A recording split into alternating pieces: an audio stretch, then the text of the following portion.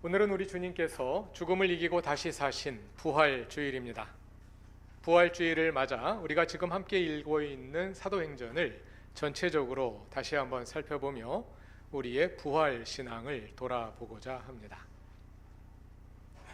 성경에서 부활이라고 할 때 이것은 두 가지 사건을 가리킵니다. 하나는 예수님의 부활이고 다른 하나는 종말에 이루어질 성도들의 부활입니다. 먼저 예수님의 부활에 관해 살펴보기로 하지요. 예수님의 부활은 사도행전 전반부에서 강조되었습니다. 사도행전 1장 8절에서 부활하신 예수님은 승천하시기 전에 제자들에게 마지막으로 말씀하셨습니다. 조금 전에 찬양대가 찬양한 바로 그 말씀입니다. 그러나 성령이 너희에게 내리시면 너희는 능력을 받고 예루살렘과 온 유대와 사마리아에서 그리고 마침내 땅 끝에까지 이르러 내 증인이 될 것이다. 여기서 예수의 증인이란 구체적으로 무엇을 증언하는 사람일까요? 그 증언의 내용이 무엇인지 사도행전 1장부터 5장까지 5번 반복하며 재확인됩니다. 다 같이 1장 22절을 찾아봅시다. 가룟 유다를 대신할 12번째 사도를 뽑으면서 사도들의 임무를 규정하는 말씀입니다. 사도행전 1장 22절을 다 같이 읽어보겠습니다. 곧 요한이 세례를 주던 때로부터 예수께서 우리를 떠나 하늘로 올라가신 날까지 늘 우리와 함께 다니던 사람 가운데서 한 사람을 뽑아서 우리와 더불어 부활의 증인으로 삼아야 할 것입니다. 무엇의 증인인가요? 부활의 증인입니다. 다음은 2장 32절입니다. 오순절 베드로의 설교인데요. 다 같이 읽어보겠습니다. 이 예수를 하나님께서 살리셨습니다. 우리는 모두 이 일의 증인입니다. 예수를 하나님께서 살리셨습니다. 우리는 모두 이 일, 곧 예수 부활의 증인입니다. 3장 15절에도 비슷한 방식으로 이 말씀이 다시 언급됩니다. 다 같이 읽어봅시다. 그래서 여러분은 생명의 근원이 되시는 주님을 죽였습니다. 그러나 하나님께서는 그를 죽은 사람들 가운데서 살리셨습니다. 우리는 이 일의 증인입니다. 다음은 4장 33절입니다. 다 같이 읽습니다. 사도들은 큰 능력으로 주 예수의 부활을 증언하였고 사람들은 모두 큰 은혜를 받았다. 사도들이 큰 능력으로 주 예수의 부활을 증언하였습니다. 이렇게 사도행전은 사도들이 부활의 증인임을 강조하는데요. 부활이 왜 그렇게 중요할까요? 예수께서 죽은 자들 가운데 부활하심으로 우리 주님이 되셨기 때문이겠지요. 부활의 증인이 5번째로 언급되는 5장 32절을 찾아봅시다. 32절에서 베드로와 사도들은 그들이 이 모든 일의 증인이라고 말하는데요. 이 모든 일이 무엇일까요? 바로 앞에 나오는 30절과 31절을 다 같이 읽어보겠습니다. 우리 조상들의 하나님은 여러분이 나무에 달아 죽인 예수를 살리셨습니다. 하나님께서는 이분을 높이시어 자기 오른쪽에 앉히시고 영도자와 구주로 삼으셔서 이스라엘이 회개를 하고 죄사함을 받게 하셨습니다. 하나님께서 예수를 살리시고 높이셔서 자기 오른쪽에 앉히셨습니다. 그래서 하나님과 함께 하나님 나라의 주님이 되게 하셨습니다. 우리는 이 모든 일의 증인입니다. 부활은 단지 죽은 사람이 살아나는 기적이기 때문에 그것 때문에만 중요한 것이 아닙니다. 우리의 부활 이해가 거기서 그치고 있다면 우리는 부활의 의미를 온전히 알고 있지 못한 것입니다. 부활이 중요한 이유는 부활을 통해 예수께서 죽음의 권세를 무너뜨리시고 하나님 나라의 주님이 되셨기 때문입니다. 십자가와 부활을 통해 예수께서 우리 주님이 되셨습니다. 이것이 부활 신앙의 온전한 내용입니다. 이렇게 사도행전에 반복되는 부활의 증언은 베드로의 설교에서 구체화되어 나타나지요. 사도행전 5장까지 여러 편에 담겨있는 베드로의 설교의 요지는 이것입니다. 여러분이 십자가에 못 박아 죽인 나사렛 예수를 하나님께서 다시 살리셔서 우리의 주님이 되게 하셨습니다. 이것이 부활의 증언입니다. 여기까지는 부활의 첫 번째 측면인 예수님의 부활에 관해 살펴보았습니다. 그런데 예수님의 부활과 함께 성경에서 중요하게 다루어지는 부활의 두 번째 측면이 있습니다. 그것은 죽은 사람들의 부활입니다. 이것은 종말 사건입니다. 종말에 이루어질 죽은 사람들의 부활이 사도행전 후반부에서 강조됩니다. 그동안 우리가 사도행전 21장 이하에서 5번에 걸친 사도 바울의 변론을 읽으며 그 가운데 죽은 사람들의 부활이 자주 언급되는 것을 보았습니다. 3차 전도여행이라 불리는 에베소 사역을 마치고 예루살렘으로 올라간 바울은 유대인들의 소동으로 인해 로마 군인들에게 체포된 후 예루살렘과 가이사랴에서 5번에 걸쳐 변론을 했는데요.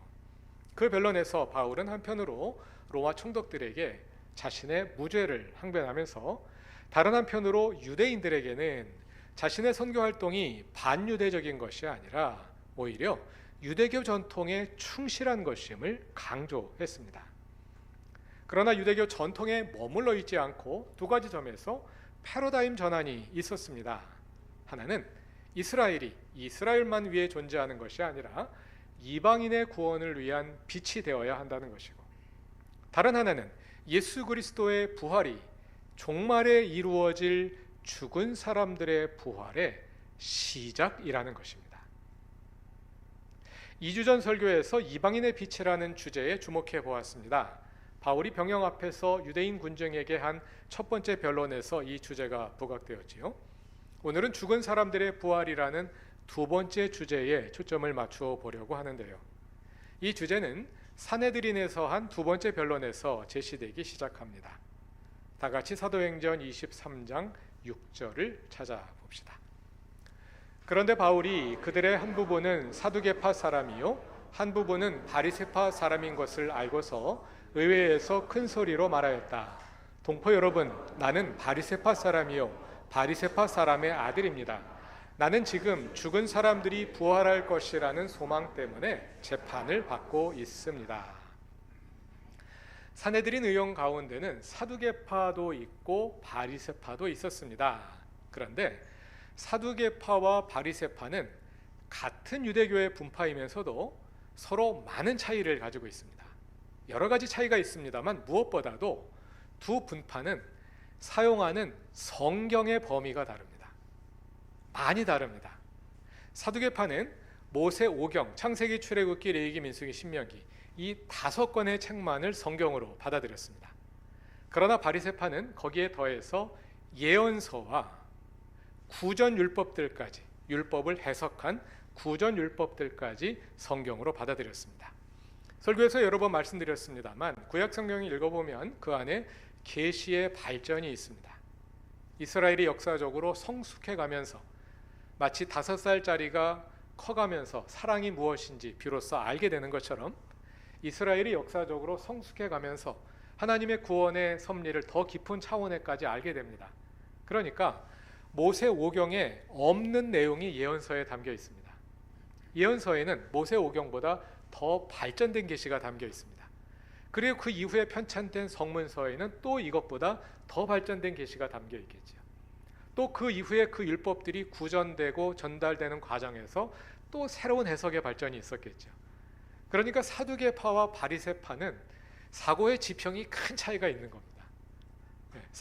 사두개파는 여전히 모세 오경의 그 시대에 갇혀 있는 반면에 바리새파는 사두개파에 비해서 훨씬 더 발전된 그런 계시를 가지고 있는 분파예요.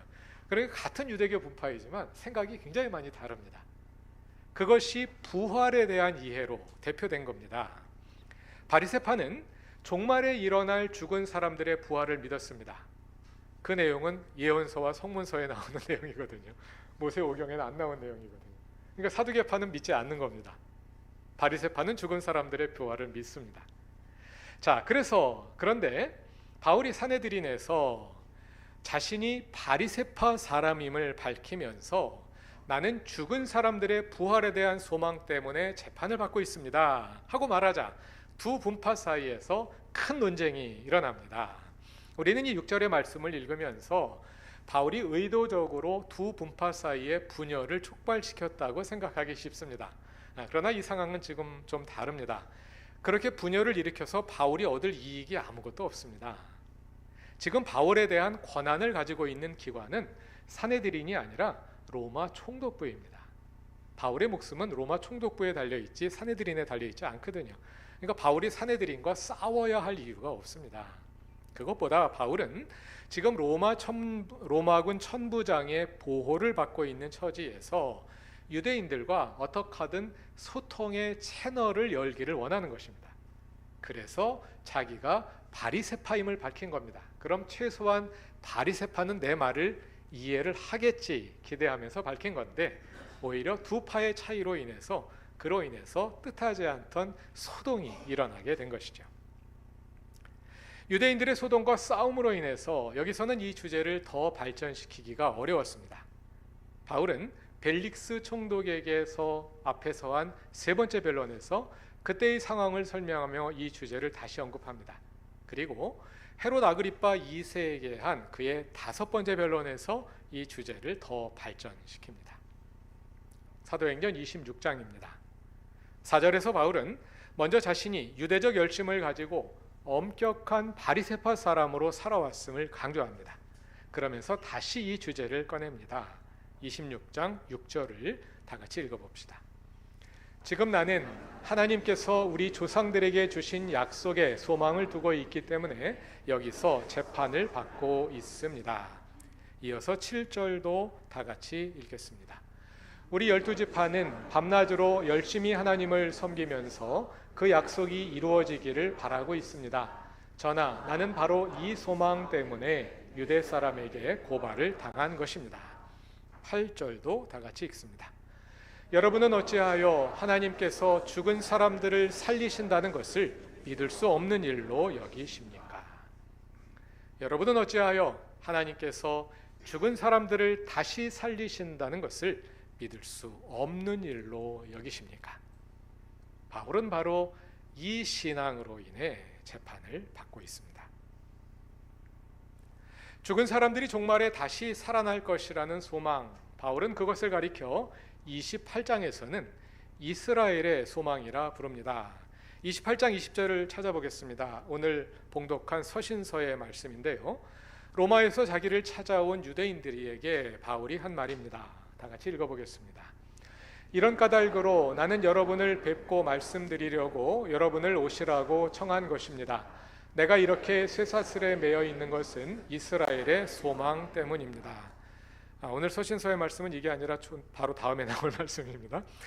죽은 사람들의 부활에 관한 소망을 가리켜 바울은 28장 6절에서는 그들의 조상들에게 주신 약속으로 인해 이스라엘 12지파가 간절히 기다리는 것이라고 했고, 지금 읽은 28장 28절에서는 이스라엘의 소망이라 부르고 있습니다. 이것은 크게 보면 바울이 전하는 복음이 유대교 전통 안에 있음을 강조하는 것이고, 그 전통 가운데서도 특히 죽은 사람들의 부활에 대한 소망을 부각시켜서 강조하는 것인데요. 바울은 왜 여기서 죽은 사람들의 부활을 이렇게 반복하여 강조하는 걸까요? 잘 관찰해 보면 바로 여기에 기독교 신앙의 핵심이 담겨 있습니다. 기독교 신앙은 부활의 경험과 함께 태어났습니다. 예수께서 붙잡혀 십자가에 처형당하시던 그 순간을 떠올려 보시죠. 예수의 십자가 처형은 그를 따르던 모든 사람들의 희망을 무너뜨리는 사건이었습니다. 그 일을 겪으며 제자들은 모두 달아났습니다. 단지 제자들뿐이 아니었습니다. 예수를 따르던 신앙 운동은 여기에서 좌초되었습니다. 그 지점에서 공동체는 해체되어 버렸습니다. 그랬던 그들이 어떻게 다시 모일 수 있었을까요? 사도행전을 보면 도망갔던 제자들이 다시 돌아와 박해에 굴하지 않고 복음을 전하는 영웅적인 전도자들이 되었고, 고난의 상황에서도 교회가 놀라운 파급력으로 성장해 갔습니다. 어떻게 이런 변화가 일어났을까요? 부활의 경험이 있었기 때문이겠지요. 그런데 부활의 경험이란 단지 죽은 사람이 살아나는 기적을 본 것에 그치지 않습니다. 예수의 부활에 대한 경험이 그들의 모든 생각을, 그들의 모든 신앙을, 그들의 모든 세계관을 뒤집어 놓았습니다. 제자들은 3년이나 예수를 따라다니며 그분에게 배웠지만 그분의 가르침을 이해하지 못했습니다. 특히 메시아가 죽임당한다는 것을 전혀 이해할 수 없었습니다. 그러나 부활을 경험한 후에 비로소 빠졌던 퍼즐들이 채워지기 시작하는데요. 초기 그리스도인들은 예수님이 죽은 사람들 가운데서 다시 살아나심을 경험하며 구약 성경에 비추어 부활의 의미를 다시 궁구하기 시작했고, 그 과정에서 중요한 사실 한 가지를 발견하게 됩니다. 그것은 예수 그리스도의 부활이 종말에 이루어질 죽은 사람들의 부활의 시작이라는 것입니다. 26장 22절을 찾아봅시다. 헤롯 아그리파 2세에게 한 변론에서 바울은 자신이 그동안 증언해온 복음이 예언자들과 모세가 구약 성경이 장차 그렇게 되리라고 예고한 것임을 강조합니다. 그 핵심이 23절에 담겨 있습니다. 다 같이 읽어봅시다. 그것은 곧 그리스도는 고난을 당하셔야 한다는 것과 그는 죽은 사람들 가운데서 가장 먼저 부활하신 분이 되셔서 이스라엘 백성과 이방 사람들에게 빛을 선포하시리라는 것입니다.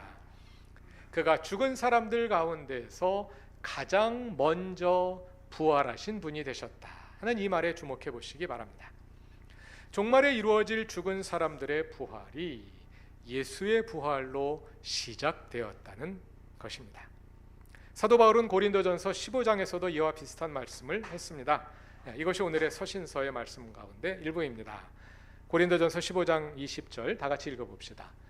그러나 이제 그리스도께서는 죽은 사람들 가운데서 살아나셔서 잠든 사람들의 첫 열매가 되셨습니다.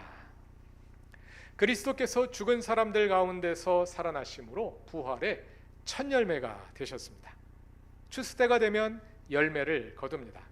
첫 열매를 거두었다는 말은 추수철이 시작되었다는 뜻이죠. 예수님의 부활이 그와 같다는 것입니다.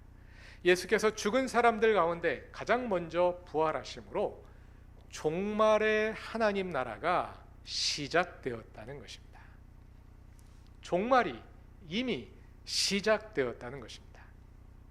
모든 이야기가 종말 신앙의 테두리 안에서 전개되고 있습니다. 유대인들에게 한 변론에서 바울은 자신이 죽은 사람들의 부활에 관한 소망, 곧 이스라엘의 소망으로 인해 사슬에 묶여서 재판을 받고 있다고 말합니다. 바울의 이 말에 대해 아침 큐티 모임에서 한 교우가 질문을 주셨습니다.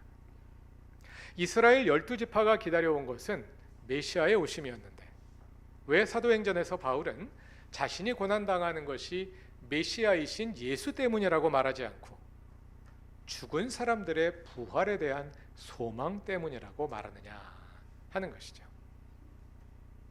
메시아의 오심과 죽은 사람들의 부활은 하나로 연결되어 있습니다. 둘 다 역사의 종말에 일어날 일들입니다.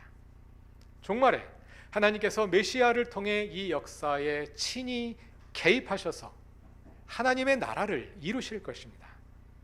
그 종말의 하나님 나라를 시작하는 사건이 바로 죽은 사람들의 부활입니다. 초기 그리스도인들은 예수님의 부활을 경험하며 바로 그 종말 사건이 시작되고 있음을 본 것입니다. 예수님의 부활을 경험하며 예수 사건을 단지 한 인물, 한 예언자의 사건으로 보지 않고 구약 성경이 말하는 종말 신앙의 틀 안에서 예수 그리스도 사건을 이해하기 시작한 것입니다. 그래서 예수님이 바로 그 종말의 예언자임을 깨닫게 된 것이고요. 그동안 도무지 이해할 수 없었던 십자가 죽음이 바로 그 부활로 가는 필수적인 단계임을 알게 된 것입니다. 그리고 그와 함께 예수께서 세우시는 하나님 나라의 본질도 비로소 바로 알게 되었습니다. 예수와 함께 시작되는 하나님 나라는 단지 하나의 정치적인 실체에 그치지 않습니다.